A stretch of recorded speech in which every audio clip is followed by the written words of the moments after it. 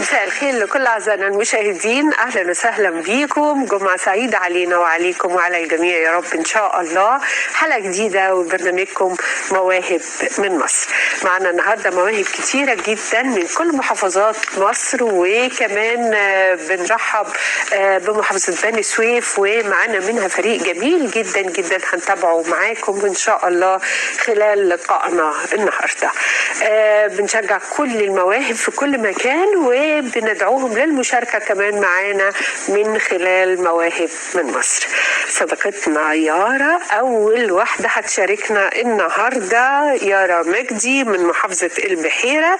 ويارا بتلقي شعر، كمان بتأدي الأداء الجميل الخاص بالشعر.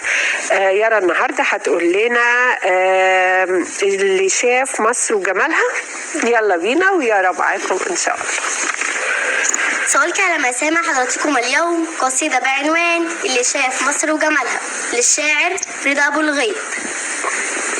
اللي شاف مصر وجمالها واللي داق من شهد نيلها عمره يوم ما يفوت ربها ولا يوم يستغنى عنها، واللي عدى في يوم عليها وارتوى من نور عينيها مهما يبعد بيلاقيها بتشاور له بطرف شلها.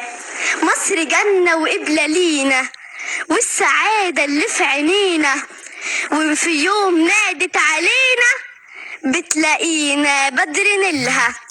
مصر ضحكة وابتسامة للي راجع بالسلامة، والحنانها 100 علامة جوه قلب وعين رجالها.